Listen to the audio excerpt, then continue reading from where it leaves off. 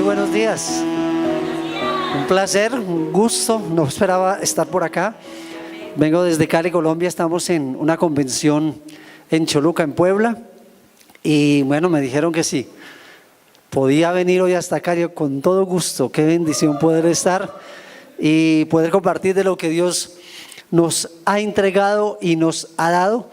Ha compartido una misión en Cali, donde trabajamos a nivel de la nación. Tenemos, hace 43 años comenzó la obra con un hombre de Dios, un americano que fundó la iglesia junto con su esposa, que ella es americana pero es de familia colombiana.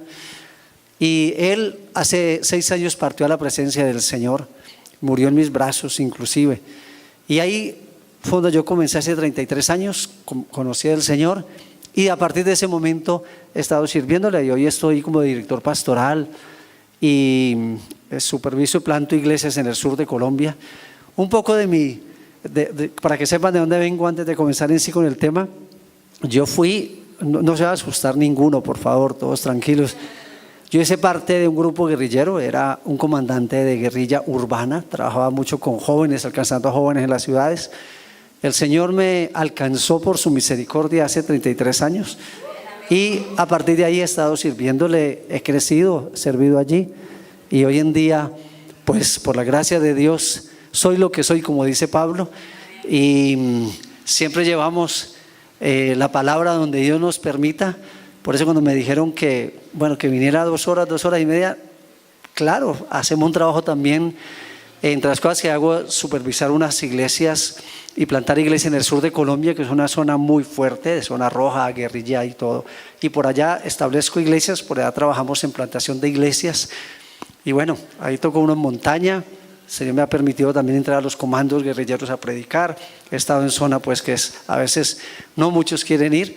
Y en particular también trabajo mucho en el Amazonas, con los pastores de la Amazonía. Cada 3 meses estamos haciendo una formación con pastores en esta zona, los traemos, construimos un lugar allí para hospedarlos, para traer con sus familias y bueno, entonces para que también puedan estar orando, porque es una gran bendición poder servirle al Señor donde Él lo disponga, donde Él nos ponga a hacerlo y bueno, un privilegio, me siento honrado por poder estar acá. Quiero pedirles que abramos por favor la palabra en 2 de Timoteo capítulo 2 y la palabra que voy a compartir se llama firmes en medio de la crisis y el sufrimiento. Firmes, cómo mantenernos firmes y perseverar en medio de todas las vicisitudes, en medio de todas las pruebas que tenemos. Y el texto es muy enriquecedor porque nos da precisamente, nos muestra,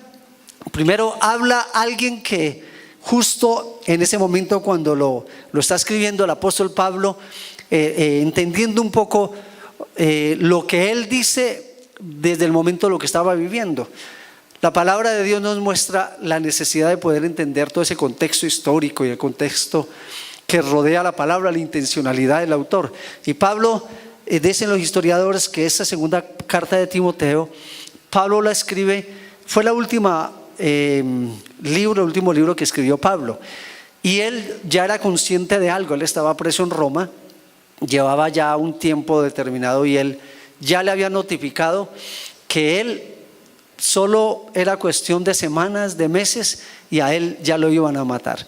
Así que él sabía que ya no le quedaba más tiempo, ya Dios le había revelado por unos profetas que él iría a Jerusalén, que allá sería apresado, a Roma, sería apresado y que ya él quedaría allí. El que estaba en ese entonces, que estaba gobernando era Nerón, era un hombre demasiado cruel. Y este hombre, para poder ocasionar una guerra, él mismo siendo el que estaba a cargo, siendo él el que reinaba, él mismo prendió fuego a la ciudad y luego acusó a Pablo como el originador de eso y a la iglesia cristiana. Entonces causó toda una revuelta y Pablo está aquí escribiendo esto, sabiendo él y consciente que realmente él no saldría de allí, y su preocupación, porque en la carta él no está reflejando ni temor ni angustia, sino que él está expresando esto. Su mayor preocupación era quién iba a perseverar y a mantener la iglesia y quién iba a continuar. Así que él está aquí hablando de su hijo, hablando del legado, de la formación. Y Pablo se quiere asegurar que su hijo Timoteo, hijo en la fe, sea alguien que aprenda a luchar contra toda adversidad, que él cobre ánimo del ejemplo de Pablo, del ejemplo de Jesús, y también le da unas instrucciones. Entonces, entremos en materia. Dice: tú pues, hijo mío, esfuérzate en la gracia que es en Cristo Jesús. Él está animando y le dice a Timoteo. A mí me encanta mucho cómo comienza este segundo capítulo de Timoteo, porque Pablo empieza diciendo: tú pues, hijo mío. Y hay algo que yo le quiero animar en el Señor. No sé cuánto tiempo lleves tú caminando en el Señor o no, pero el evangelio es un asunto relacional, primero con Dios, pero segundo es un asunto también de paternidad. Es un asunto, nosotros no podemos estar solos, no podemos estar, o sea, la vida cristiana no es solamente un asunto de asistir a un lugar, a un servicio y ya. Se trata de una relación y se trata de tener una relación con otro. Por eso Pablo está hablándole a su hijo Timoteo y le dice: lo que has oído de mí ante muchos testigos, esto encarga a hombres fieles que sean idóneos para enseñar también a otros. Luego le dice, y viene la exhortación desde donde él comienza, y le dice: tú pues sufre penalidades. Y aquí hay tres ejemplos que él va a usar muy importantes. Y le dice: tú pues sufre penalidades como ¿qué? Como buen soldado de Jesucristo. Él está usando acá lo del soldado. Más adelante dice que él debe luchar como atleta, la segunda cosa. Y lo tercero, luego dice que él debe trabajar fuerte como un labrador. Entonces vamos a desarrollar esas tres cosas, porque es la base donde él dice: Timoteo, yo creo que tú mires el símil o el ejemplo que nos dan estas profesiones o estas ocupaciones de qué es lo que Dios espera de ti. Porque como leíamos ahora, Pablo le dice a Timoteo que él debe levantarse y levantar a otros hombres que sean fieles, que sean idóneos, que perseveren, que se mantengan. La vida cristiana, la gente dice en el mundo, piensan que la vida cristiana es para aquellos, bueno, me imagino que aquí en México pasa lo mismo que pasa en tantos lugares. El año pasado que estaba en Santiago de Chile, me di cuenta que la iglesia en Chile, la sociedad chilena tiene un pensamiento de la iglesia como un lugar para fracasados, un lugar para personas que no estudian, que no tienen nada más en la vida, que están sin esperanza. Pero cuando uno ve todo lo que tiene que ver con la palabra en torno a la perseverancia, se da cuenta que al contrario, ser creyente es para valientes. Ser creyente es para personas decididas a transformar una sociedad, decididas a luchar por la sociedad. Hay un autor que me encanta mucho, que él es un historiador español, y él escribe un libro que se llama La herencia del cristianismo, donde él analiza qué sería la sociedad de hoy si el cristianismo no existiera, qué serían las naciones.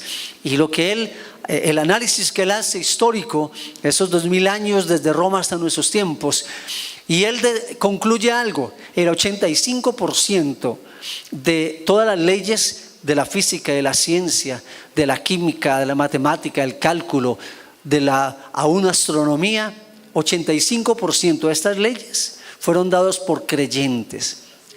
Todo lo que es Albert Einstein, Kepler, Copérnico, todas estas fueron personas cristianas, teólogos, científicos que aportaron a la humanidad. En las artes, todos los mejores musicólogos del mundo, comenzando desde luego por el gran reformador Lutero, y a nivel de la historia nos muestra que fueron los cristianos que trajeron inclusive libertad de la esclavitud, libertad a opresión. Fueron los que trajeron un desarrollo económico. Los bancos, la bancada comenzó con los reformadores en Ginebra, en Suiza. O sea, el cristianismo hoy en día, parte de la guerra ideológica que hay es de hacerle creer a la gente que el cristianismo es para fracasados. Y no, el cristianismo ha sido el mayor aporte a la sociedad occidental, a la sociedad actual. Porque hay mucha gente que siente como que, ay, no, siéntete orgulloso, porque además tenemos un Dios que ha resucitado, Jesús que ha resucitado. Entonces aquí Él anima para levantar hombres fieles, mujeres fieles e idóneas que puedan enseñar y levantar. ¿Qué es lo primero que nos habla aquí en medio de la persecución, en medio de la adversidad? Pablo le está diciendo a Timoteo, levántate, esfuérzate. Miren, en esta carta le dice Pablo a Timoteo 27 veces, cobra ánimo, esfuérzate, no te quedes allí. Es importante entender que Pablo, en lo que está buscando con Timoteo, que en medio de la adversidad, y esa sociedad cada vez es más adversa, esa sociedad cada vez tiene una guerra mayor.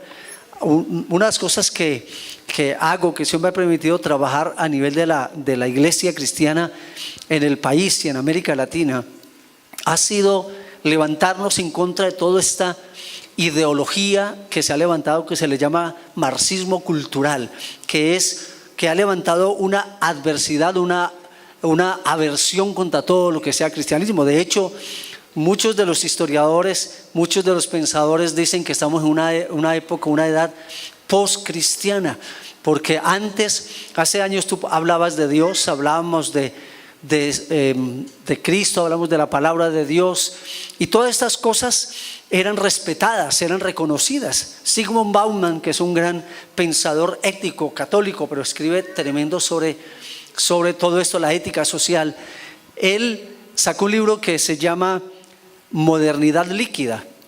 ¿Qué es lo que sustenta él? Él dice cómo estamos ahora frente a una sociedad completamente líquida. ¿Qué es la liquidez? ¿Qué es lo que caracteriza lo líquido?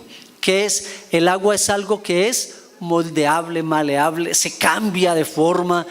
Lo líquido significa algo que no permanece. Lo sólido es aquello que tú no lo puedes cambiar porque tiene una solidez, una estabilidad, una permanencia, una perseverancia, una consistencia y es predecible. Todo lo que es sólido permanece.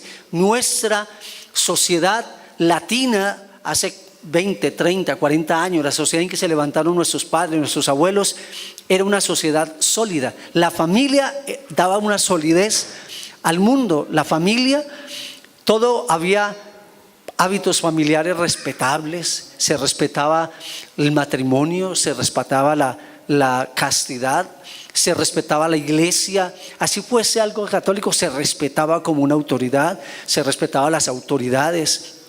Había un respeto por los mayores. Toda esa sociedad era una sociedad que podemos decir una sociedad sólida, con principios, con valores, aún el mismo gobierno, un respeto por las autoridades.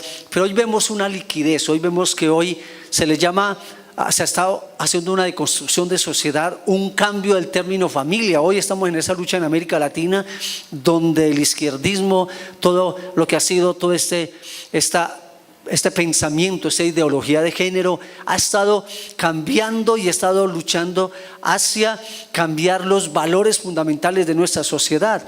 Ya la familia no se conforma por hombre y mujer como lo dice la palabra, sino que ya viene todo un término, ya ni siquiera se habla de familia como lo contextualizamos y lo conocemos, sino como una familia monoparental, una familia constituida por personas del mismo sexo. Y toda esta guerra es una guerra ideológica. Hoy en día estamos hablando de una guerra ideológica, es un radicalismo radical, una ideología de lo que antes se conocía en el marxismo como una lucha de clases. Hoy es una lucha de sexo, es una lucha por ideas, por pensamientos. Así que hacemos parte de un movimiento, diría yo, de resistencia a todo lo que se ha querido dañar a esta nación y a este país, a las naciones en América Latina, levantándonos para traer realmente lo que es la parte de la palabra contra toda esta ideología. Y bueno, hablando con el pastor, creo que tiene una visión, un llamado de Dios también para proteger lo que es la familia, porque sin familia no hay futuro. Una amiga terapeuta escribió un libro que se llama así: Sin familia no hay futuro, y hace un análisis de la sociedad actual, y por eso hemos estado uniéndonos con muchos movimientos sociales, activistas a nivel de Latinoamérica, con Cristian Rosas en Perú, que ha estado levantándose, marchando, levantando a la iglesia de Jesucristo para ir en contra de todo esto que ha querido destruir la base de la sociedad, que es la familia, que ha querido traer a una nueva sociedad con nuevos pensamientos, donde no valora todo lo que Dios habla. Entonces, lo primero que aquí el Señor nos dice, ¿cómo debemos entonces perseverar? Lo primero que Él nos habla es de el creyente como soldado. Y dice, tú pues sufre penalidades. ¿Cuántos están dispuestos a sufrir penalidades? A sufrir por causa del Evangelio, como buen soldado de Jesucristo. Y dice, ninguno que milita se enreda en los negocios de la vida. Lo primero que tenemos que tener presente como soldados es que aquel que se enfila como soldado, él no se enreda en los asuntos del mundo. No podemos tener un pie allí y otro pie acá. No podemos estar el domingo en la iglesia y el resto de semana en el mundo. Hoy encontramos a veces a muchos que quisieran como de las dos cosas, y en el Señor no se puede. Mira, es terrible estar en medio de estos bandos. Como yo les dije, ahora vengo de un pensamiento socialista, izquierdista, de todo esto, y hay algo que yo me he dado cuenta, y es que la iglesia muchas veces ha tenido un pensamiento de cristianismo como algo liviano. En el área donde yo trabajo plantando iglesias en el sur de Colombia, hace 4 años, un comandante guerrillero de esa zona, que es la zona donde es más violenta, llegaron a esa población, el que estaba como comandante en esa zona, y de 10 iglesias cerró 9 iglesias. 9 iglesias cerradas, amenazando a los pastores, dándole un tiempo para que salieran o pidiéndole cuota. Entonces, si no dan, entonces los expulsan. Pero la última iglesia, el comandante llegó y le dijo a este hombre: tienes 24 horas para salir.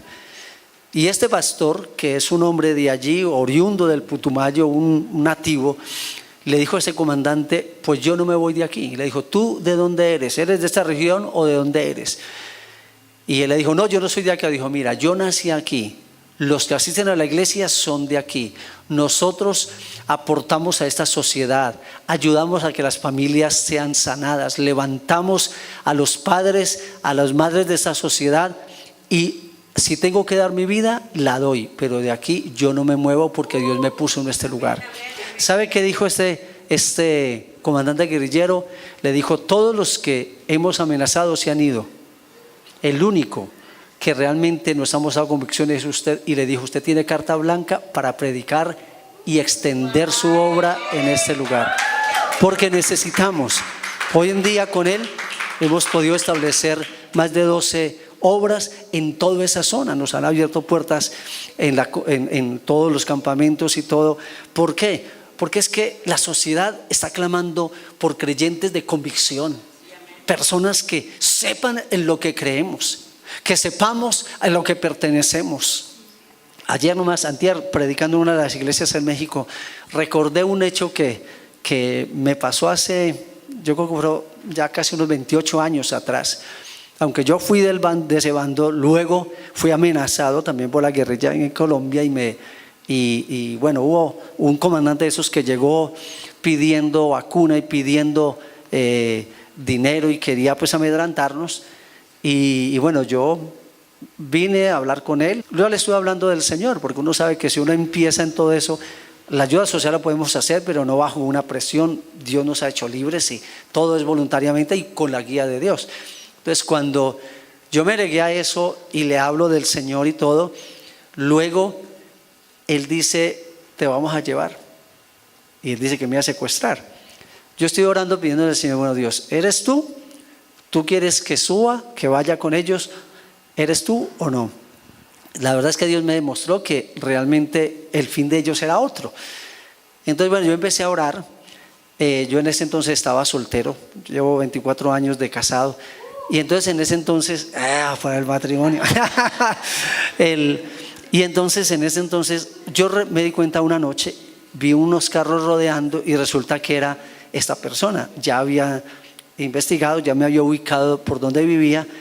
Esa noche yo recuerdo que, a pesar de que yo había vivido lo que había vivido antes, me temblaban las rodillas y yo tenía temor y yo, Señor, no podía dormir, me levanté a orar y el Señor me dijo algo que, eso me partió y eso me movió. El Señor me dijo: ¿por qué tiemblas ante la amenaza de un hombre y no tiemblas ante mi palabra? Yo, wow, Señor. A partir de allí, bueno, el día siguiente fui a la oficina, yo ya había tenido que cambiar caminos y todo.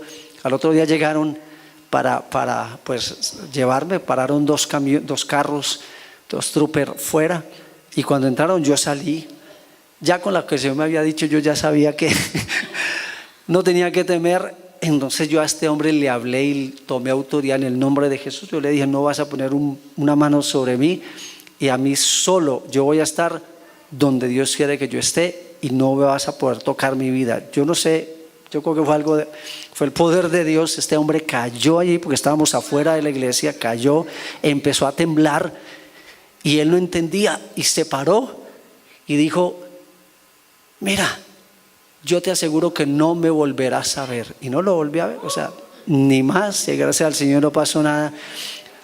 Comparto esto no para una gloria personal, sino para decir, es que, mira, Dios, o más bien la sociedad, necesita ver realmente que los creyentes tengan convicción, que se sostengan. A veces uno ve cuando trabaja con universitarios o a veces las personas en este campo de conocimiento, y a veces algunos de ellos, uno piensa que ellos saben mucho, pero cuando en el fondo ellos ven a una persona con convicción, con seguridad.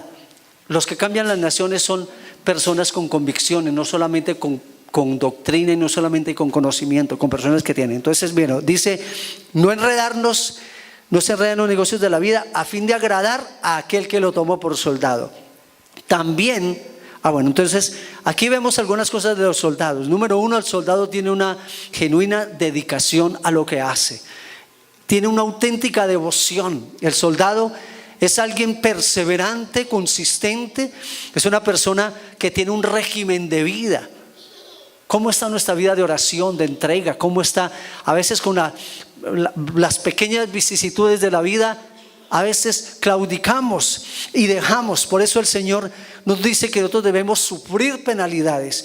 El soldado dice que él no debe perder el enfoque ni la meta que tiene. Dice: para agradar a aquel que lo reclutó como soldado. Luego nos dice más adelante, entonces hablamos del soldado como alguien abnegado, disciplinado, obediencia, lealtad y cooperación con otros. 5 cosas de un soldado: abnegación o lealtad, entrega, disciplina, obediencia, lealtad y perseverar. Yo llevo caminando con el Señor 33 años. Yo nací en la iglesia donde hoy en día sirvo, y en esos 33 años he visto una lucha. Dios me ha hablado de escribir un libro, tengo que hacerlo. Yo sé que tengo que sentarme y apartarlo, porque yo he visto algo a lo largo de mi vida.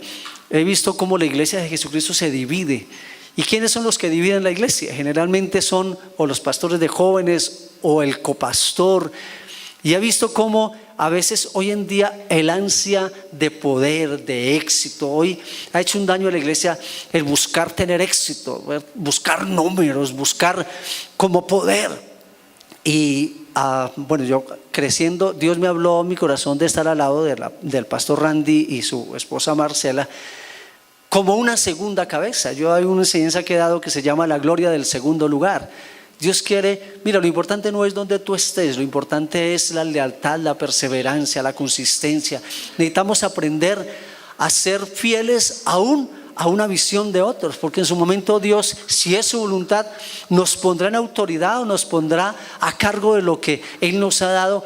Pero es muy importante tener un carácter persistente, perseverante, aprender a ser leales y fieles donde Dios nos ha puesto.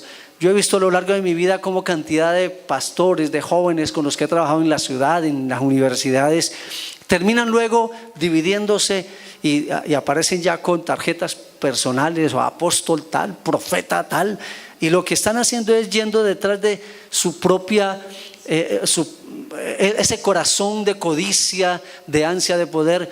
Pero necesitamos desarrollar perseverancia. Eso es lo que nos muestra un soldado de Jesucristo, que es perseverante, que se mantiene, que lucha y supera las crisis. Luego también nos dice aquí la palabra que el creyente como atleta, dice que el que lucha como atleta no es coronado, sino lucha legítimamente. ¿Qué es lo que hace un atleta? Básicamente vemos que un atleta es una persona que se abstiene de muchas cosas. La vida cristiana es de abstenernos, de cuidarnos. Más adelante Pablo le dice a Timoteo, le dice, mire, huye de las pasiones, huye, dice, de las discusiones, huye del pecado sexual, le dice a él, huye de todo aquello que no ayuda hacia la vida piadosa, huye de todo aquello que nos disminuye, que nos impide realmente ser persistentes. Y el Evangelio le dice, huye de toda la ganancia deshonesta. Pablo le está diciendo a Timoteo, mire, el Evangelio no es discusión, no es para dinero, no es para... No, hemos llevado varias veces a Cali a Marcos Brunet, hemos estado haciendo algunos eventos hacia la ciudad. Y yo recuerdo la primera vez que hablaba con Marcos para invitarlo a la ciudad, y entonces teníamos una adoración pública y estábamos haciendo algo a nivel de la ciudad. Y yo le pregunté, pues porque como eso se ve hoy en día tanto, ¿no? Yo le digo, bueno, Marcos, ¿y cómo son los acuerdos? ¿Cuáles son los requisitos? ¿Qué pides tú pues para traer a Marcos Brunet desde Argentina? Y él me dijo, mira hermano, yo voy y yo sé que el Señor es el que me lleva, no te preocupes, yo le mando el rider, si tienes todo lo que puede, y si no me dices, si tratamos de conseguirlo, lo importante en todo es que Dios esté allí, así no suene bien. Pues dijo, tranquilo, me dices si consigues o no. Me dijo, por la ofrenda nos puedes honrar como Dios permita, y si no tienen para ahorrarnos, Dios lo hará en otro lugar. Que hoy en día escuchar que ya no, eso no es un artista como vemos hoy en día, esa cultura de entretenimiento cristiano, ¿no? Y la ofrenda, eso. ¿Y de dónde te quedas? Bueno, el hotel. Me dijo, no, así en una casa colchoneta, queremos estar como equipo porque queremos adorar al Señor. Es lo único que pedimos nomás, pero queremos estar con el Señor. Y el Señor le permitió, vino toda la banda, vino todo el equipo, pudieron estar en un excelente hotel, ser bendecidos. Y bueno, cada vez que lo hemos tenido a él, hace poco hablamos con Cristín de Clario, porque Marcos le decía a ella, en algo que tuvimos en la ciudad, que le decía, mire, le contaba lo que está pasando en la ciudad. Y bueno, el esposo de Cristín, Carlos es un poquito más como manager, ¿no? Y entonces Marcos le decía a Cristín, mire, es que uno no puede prostituir la unción. Si Dios nos ha dado lo que tenemos, eso es del Señor. Qué bueno poder mantener un evangelio sencillo, saber que realmente nosotros debemos abstenernos de todo lo que el mundo trata de impregnar en nuestra vida. Así que aquí como atleta se abstiene. Un atleta tiene una meta y un enfoque claro, no perder nuestra perseverancia y nuestro enfoque en nuestra vida a lo que Dios nos ha llamado a hacer. Un atleta también, él tiene, podemos decir, ellos cambian sus hábitos alimenticios, ellos tienen realmente una protección, marcan realmente un territorio de la clase de dieta espiritual, natural, física que él debe tener. Él dice, yo no me puedo prestar para estar haciendo lo que todo el mundo hace, porque yo tengo una meta muy clara. ¿Cuántos quieren vivir de esa manera? No dejarse enredar, no dejarse desviar, porque dice que el atleta tiene siempre delante de él, siempre tiene una meta, ganar el premio. Pablo le dice a Timoteo también en 2 de Timoteo 4, ¿qué le dice?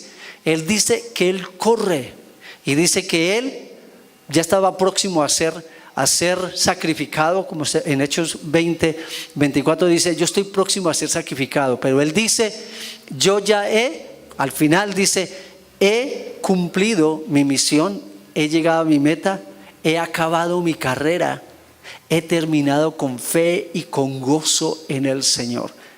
Mire, no se trata solo de correr la carrera, se trata de correrla bien y de terminar bien en nuestras vidas. Hace 6 años que partió el pastor Randy a la presencia del Señor, yo fui muy confrontado, pues porque cuando uno piensa, yo le decía, Señor, ¿cómo quieres tú que yo llegue al final de mi vida? ¿Cómo debemos llegar? Esto no es un asunto solo de ahora, es un asunto de ver cuando llegue nuestro tiempo de partida, cuando nuestros nietos, nuestros hijos, que tener un legado que decirle. Mire, uno a veces piensa, los jóvenes, la juventud, el matrimonio, ¿qué es mejor, estar soltero o el casado? No, lo importante es que como soltero o como casado, tú vivas al 100% para el Señor. No hay algo que sea mejor que el otro. Sencillamente debe vivirse con pasión, con entrega, con esmero.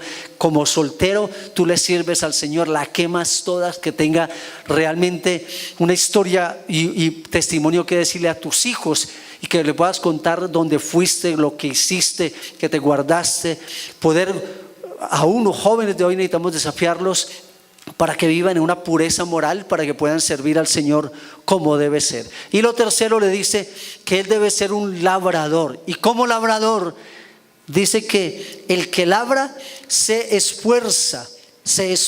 Dice, el labrador, para participar de los frutos, debe trabajar primero, debe trabajar duro. Y aquí nos está hablando también de el esfuerzo, vivir una vida cristiana no like. Hoy en día todo se quiere también, no sé, aunque sea todo así, como que, ¿cómo hacemos, pastor? El airecito, mira, es que no sé, no me gustó esto, que no sé. Y a veces pensamos que la vida cristiana tiene que ser algo sin esfuerzo, sin valor. No, es que la santidad realmente no es gratuita. La salvación no fue gratuita, la salvación le costó. Él se entregó, Él se esforzó. Por eso dentro de esto de labrar nos está hablando de trabajar, de perseverar, de ser consistentes. Juan Wesley y todos los reformadores que transformaron Europa, todo lo que era Inglaterra, Suiza, Holanda, toda esa parte, luego llegan a Estados Unidos. Ellos tenían un lema, un eslogan que lo llamaban el coram deo. Esto viene del latín. Coram significa rostro, pupila o el ojo de Dios, el ojo. Y deo, Dios, coram deo. ¿Qué es lo que ellos decían con esto? Ellos tenían un eslogan. Ellos decían, nosotros vivimos delante del rostro de Dios, para la gloria de Dios y bajo la autoridad de Dios. Eso era lo que el eslogan. Nosotros vivimos 24/7, adoramos a Dios y le servimos a Dios en lo que estemos. No solamente es sagrado lo que hacemos en la iglesia, todas las actividades cristianas. Para Dios es sagrado lo que tú haces allí en el banco, trabajando como un banquero, como un juez, como un maestro. Lo que tú hagas, no importa lo que hagas. Tú has sido creado por Dios en dignidad. Dios te ha levantado, Dios te ha dado a ti una idoneidad, una libertad, y eso realmente se vive delante de Dios, y Dios se agrada de lo que hacemos. Como dijo Pablo, sea que coma, sea que trabaje, sea que haga lo que haga, lo hago para la gloria de Dios. Y finalmente, ¿qué termina diciéndonos acá, diciéndole Pablo a Timoteo? Le anima en algo, dice: considera lo que te digo y el Señor te dé entendimiento en todo. Acuérdate de Jesucristo. Entonces termina diciendo: ten presente, y sigue como modelo de referencia a Jesús. Acuérdate de Jesucristo, del linaje de David. ¿Y qué es lo que él le habla? 4 cosas le dice a él para que tenga presente de lo que hizo Jesús. Lo primero, dice: Jesús resucitado de entre los muertos, conforme a mi evangelio. Lo primero es que el evangelio es un evangelio que tiene no solamente se sostiene en una doctrina, en una creencia, se sostiene en un hecho real y un hecho fehacible, y es la resurrección de entre los muertos. Aquel que murió, aquel que sufrió, aquel que tuvo toda esa nube de contradictores contra él, todo lo que él padeció, dice, él resucitó. Él es nuestro modelo. Nos está hablando que tengamos esperanza en una resurrección, una vida eterna, en todo lo que Dios hará de restaurar la sociedad. Entonces le dice: Jesucristo resucitado, en el cual sufro penalidades hasta prisiones de modo de malhechor, mas la palabra de Dios no está presa. Lo segundo que le dice es, en él, en el cual sufro penalidades hasta prisiones como de malhechor. Dice, pero la palabra no está presa. ¿Qué le está diciendo?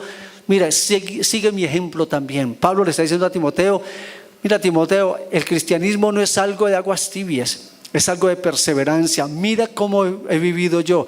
Pablo tenía 55 años aproximadamente cuando está en la cárcel y muere en la cárcel, pero su aspecto era como alguien de 70 años, porque él sufrió, él fue una persona que no le puso precio al evangelio, al esfuerzo, y se entregó. Esa es la segunda invitación: seguir el modelo y el ejemplo de Jesús, alguien sufriente, entregado, consagrado, como lo hace también Pablo. Lo tercero, dice él también que estaba dispuesto a pagar el precio, porque nuestro Dios ha decidido salvar. Dice que por lo tanto todo lo soporto por amor de los escogidos, para que ellos también obtengan la salvación. Lo tercero es que de nuestra vida muchas almas dependen, de nuestra fidelidad a Dios, de nuestra entrega, de abrir nuestros labios. Mire, Dios quiere que nosotros no seamos como esos agentes secretos que el domingo emergen y el resto de semana perdidos. No, estamos para testificar del poder de Dios, de las maravillas del Señor. Ayer estábamos con algunos pastores, que era la única tarde que teníamos, fuimos a comprar algo allá al centro de Cholula, y cuando pasamos pues comprando, quería llevarle algo a mi familia y todo, y estamos con un pastor de Panamá y vimos a una joven que nos estaba ofreciendo. Wow, y el Señor nos dijo, allí mismo, estuvimos compartiéndole, la niña empezó a llorar, una joven estaba vendiendo allí, se quebrantó, le preguntamos que si conocía del Señor, oramos por ella, y empieza a llorar y no paraba, y no paraba, y no paraba. El evangelio es que debemos estar haciendo obra todo el tiempo. Las almas necesitan que seamos más sensibles a esta sociedad, y eso es bueno. Le compramos, oramos por ella. Cuando volvimos a pasar, estaba sonriente y nos miró, hola, feliz. El mundo necesitamos poder. Y por último, dice algo muy importante, acá 2 minutos más, pastor. Por tanto, dice, todo lo soporto por amor de los escogidos, para que ellos también obtengan la salvación que es en Cristo Jesús. Y dice, palabra de fiel es esta: si somos muertos con Él, también ¿qué? Viviremos con Él. Si somos muertos con Él, también viviremos. Mire el desarrollo de pensamiento que pone aquí en el texto el apóstol Pablo. Si morimos con Él, entonces viviremos con Él. Si sufrimos, también ¿qué? Reinaremos. Es decir, hay una consecuencia de nuestra vida. Pero dice algo más: si le negaremos, Él también ¿qué? Uy, ¿cómo así? Y esto a veces no nos gusta. Ay, ¿cómo así que nos va a negar? Porque dice, si fuéramos infieles, Él permanece fiel, Él no puede negarse a sí mismo. ¿Qué es lo que está diciendo allí? Él no está diciendo que aunque nosotros seamos infieles, no importa, el Señor nos ama igual, o el Señor nos va a dar la recompensa. Aquí no estamos hablando de salvación, estamos hablando de recompensa. Y Él dice, si nosotros fuéramos fieles, Él permanece fiel. Es decir, si le negamos, Él nos va a negar. ¿Qué es lo que está diciendo? Mire, a veces hemos sido una iglesia que se sostiene solo o busca solo la gracia para el perdón, pero la palabra dice que Dios da gracia al pecador y le da gloria a los santos. Dios quiere levantar en poder, en autoridad, porque a veces Dios no nos puede usar para sanar, para liberar, para transformar, para trastornar esta nación, porque queremos pagar un precio muy mínimo. Queremos la corona, pero no queremos abrazar la cruz. Queremos realmente reinar, pero no queremos morir con Él.